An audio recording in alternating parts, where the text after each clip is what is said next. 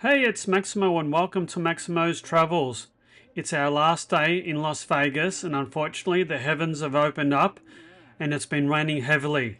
The first rain in nearly 8 months. We check out the Mandalay Bay Resort before heading off to the airport. We head over to the airport nice and early in atrocious weather conditions. It's a very, very wet day.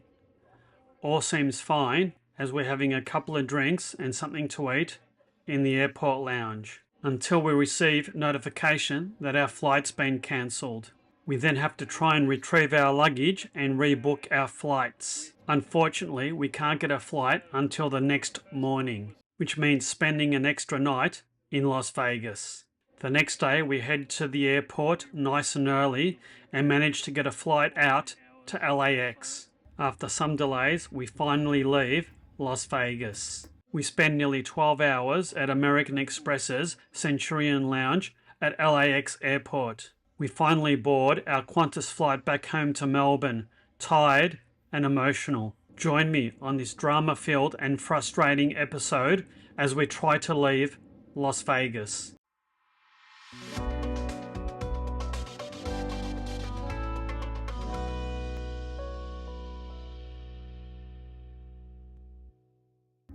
It's our last day in Las Vegas and it's raining. It's the first rain they've had here for 214 days. Quite a record, really. It was very, very wet outside and there was localized flooding in some streets. And unfortunately, it was a portent of disrupted travel plans to come. The weather was matched by the very somber mood of Las Vegas. A police officer had been killed about a week before, and a huge funeral procession proceeded down the Las Vegas Strip in honour and memory of the fallen police officer. We were leaving to fly back to Australia and leaving Las Vegas at around 6 p.m. that evening. We did have a few hours to kill, so we decided to check out mid-morning and have a wander around the local area. We checked out online and dropped off our bags in a location that was right near reception. Incidentally, I will do a full review of the Excalibur Hotel in a future upcoming video. It was really bucketing outside, so we caught the monorail from the Excalibur to the next door hotel, the Luxor. The whole journey was undercover and it saved us from getting saturated. Looks quite different when it's wet, doesn't it? It looks, it's the light. Yeah. It's brown instead of black looking. Yeah. Look at the side of it. It only took us a couple of minutes to get to the Luxor via the monorail. We had a bit of a look around, but as we'd spent some time in there a couple of days before, we decided to keep walking to Mandalay Bay. Mandalay Bay is located pretty much at the end of the Las Vegas Strip and connected to the Luxor via a covered walkway and escalators. The walkway was quite long and featured inlaid marble. It all looked pretty nice, really. Once we were in the main mall of the Mandalay Bay, we saw quite a few high-end shops as well as a number of different eating areas with what looked like to be quite high-end restaurants and cafes. The grounds at Mandalay Bay looked quite inviting with its huge pools and palm trees everywhere. I'm sure if the weather was better and nice and sunny and a bit warmer, this would be a very popular spot to come. We continued walking through the Mandalay Bay complex. I think there was some sort of huge conference here because there was plenty of people along this corridor. Mandalay Bay looked like a fairly high-end and luxurious resort. If we were to stay here, it'd probably be twice the cost of what we paid to stay at the Excalibur. They even have an aquarium here, but at 36 US dollars, around about 56 Australian dollars, we gave it a miss because of the cost. We had a nice walk around the Mandalay Bay Resort and then decided to head back to our hotel, the Excalibur. We rode on the free monorail. It took about 15 minutes for it to arrive, and it was only a couple of minutes between the Mandalay Bay and Excalibur resorts. Once back at the Excalibur, we still had a little bit of time to kill. So we decided to have a coffee and a light lunch at the local Starbucks. It continued to rain quite heavily outside, and because of the risk of flooded roads, we wanted to get to the airport nice and early. So we collected our bags and called ourselves an Uber. Harry Reid International Airport was only a couple miles from our hotel, and despite the inclement weather and the heavy traffic, it didn't take us very long at all to reach the terminal building. For the first leg of the journey leaving Las Vegas, we were flying with Alaskan Airlines to LAX. We found our way to the Alaskan Airlines counter, checked in and dropped off our bags. This only took a few minutes.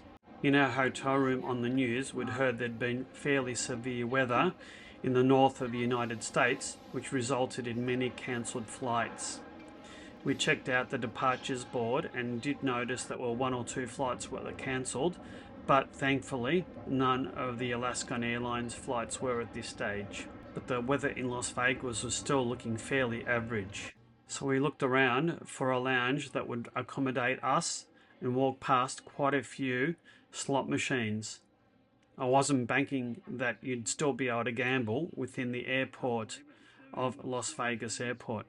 They even had a replica "Welcome to Las Vegas" sign there. The terminal building looked new and clean and modern, and it looked like there was quite a few bars and different eating options there, including fast food joints. We kept walking past many more slot machines until we came to what we were looking for, our airport lounge. We'd come to the club in Las Vegas, and if you're interested in a review of this airport lounge, as well as our Alaskan Airlines and Qantas flights back to Melbourne, please check out our flight review playlist for that video. We had just under 3 hours to kill, so we settled in for a comfortable time in the lounge, which provided an excellent view of the tarmac of Harry Reid International Airport. And whilst the weather did look like it had improved in Las Vegas, I was growing increasingly concerned with a number of flight cancellation hitting different airlines. Joe and I had found ourselves some comfortable chairs, had a couple of drinks each, and a light lunch. And that Atomic Duck IPA was particularly nice and had 7% alcohol as well. And then what I feared was going to happen, happened. Our Alaskan Airlines flight between Las Vegas and LAX was cancelled. One pair of pants later. So I'm at Las Vegas Airport, and our plane flight has just been cancelled to LA. So we're currently queuing up at Alaska Air to see how we can get to LA. There won't be any fare difference. I just need to share the fare. And then on to Melbourne. Your ticket remains on. Can you tell that Joe wasn't happy at all? The Alaskan Airlines staff were super helpful, but it took quite some time to reorganise our flights, including our international flight from LAX to Melbourne. Also complicating things, we had to go and collect our baggage, which had previously been checked in. Alright, so our Alaskan Air flight has been cancelled, and we're just waiting to collect our bags. We tentatively booked on a 9 p.m. flight, which is around about 3 hours after we were due to take off, but I'm just not sure that we're going to connect to our connecting flight from LA to Melbourne. First things first, we'll just wait and hopefully our bags will be here shortly. 20 minutes later. Hopefully our bags will be coming soon. Our bags have arrived. Woohoo! Back at Alaska Air, trying to get rebooked to LA and then Melbourne. At least we have our bags. Alright, so our first flight was cancelled. We were tentatively booked on a second flight, but because we didn't have our luggage, we weren't in time to collect that one. We've been rebooked on a flight tomorrow morning at around 11 a.m. to LAX. We're currently waiting for an Uber, and we've booked a night at a Virgin hotel in Las Vegas. So I guess, Joe, We have one extra note in Las Vegas. The Uber system at Las Vegas is very well organised, very busy. The Uber brought us to the Virgin Hotel in Las Vegas and we checked in with a minimum of fuss. I will be doing a full review of the hotel in a future video. We bought some drinks and some snacks from the convenience store from the hotel and tried to decompress and relax for the rest of the evening. And here's a handy tip for you. It's actually a series of tips. Number one is the importance of having luggage tags. When we tried to collect our bags, the airport staff didn't know where they were. I was able to track them to their operations centre, and because of that, we got them much more easily than we otherwise would have. Secondly, the importance of having all your trips on the one ticket. In this case, Alaskan Airlines cancelled the flight, and it was therefore their responsibility to rebook us to our ultimate destination, being Melbourne. And lastly, the importance of having travel insurance. We had travel insurance via my credit card, and it paid for all our out-of-pocket expenses, bar the Uber trips to and from the airport. After all that drama, we had a relatively good night's sleep. The next morning. We woke up early the next morning and thankfully it seemed to be a nice day. We had breakfast and headed towards the airport, aiming to get there by 8 a.m. The Virgin Hotel was just a short Uber ride away from Harry Reid International Airport. We got to the airport and checked in with a minimum of fuss. It was a substantially better day than the day before, and Joe and I were just so happy to see our Alaskan Airlines flight draw closer and closer to the gate. I'm at Harry Reid International Airport, 14 hours or so since I was last here. We missed our 6 p.m. flight. We missed our second flight that was around 8 p.m. because we needed to pick up our bags and there were some delays in getting them to us. So they rebooked us on a 9:59 a.m. flight the next morning. So we've got about an hour and a half until we board, and hopefully we'll get to Melbourne at a reasonable time and all goes well. And at least we got to spend one extra day in Las Vegas and stayed at a very, very nice hotel. So I've got that review to do, the Virgin Hotel in Las Vegas. And if there's any consolation, I guess it's at the very end of our trip. Instead of getting in on Saturday morning, we get in on Sunday morning, so Joe can still go to work. I'm retired, so it doesn't really matter for me. But thank goodness it's at the end of the trip and we've got no other connections or hotels that need to be cancelled and rebooked, and we can just go home to a very good night's sleep in our own beds. And at least our experience of leaving Las Vegas was much better than Nicolas Cage's in the movie of the same name. After a little bit of a delay, we started taxiing for our departure. If you're interested, you can check my flight review playlist for a review of this flight. There were quite a few planes lined up on the tarmac ready to take off. This is probably due to the number of cancelled flights the day before. We were delayed in taking off by around about 45 minutes. But if you're an avid plane watcher, it was fascinating to see all the different planes roll past from all the different airlines and their different liveries. After what seemed an eternity, it was finally our turn to take off.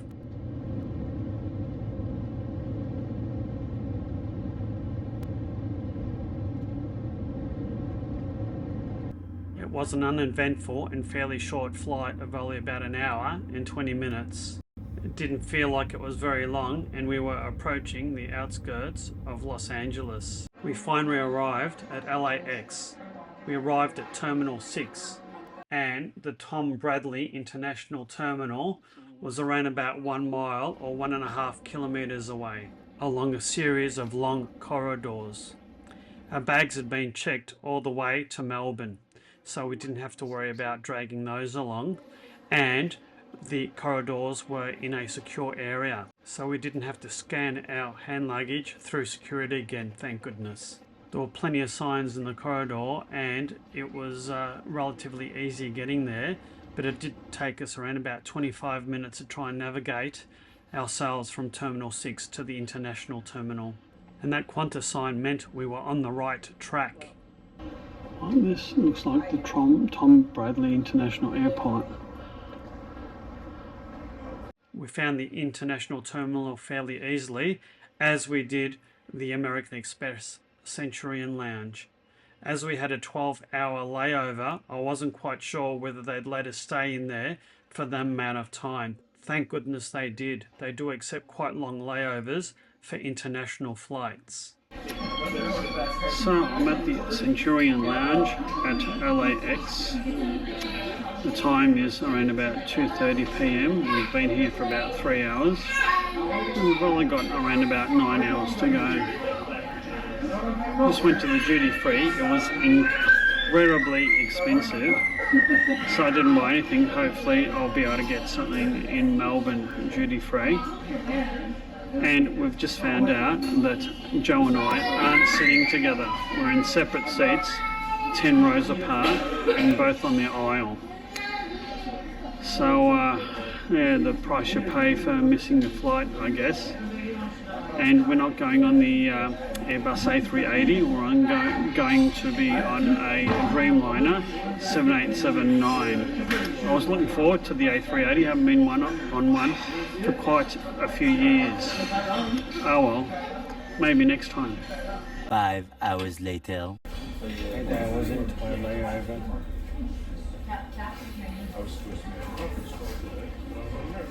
Are you any happier?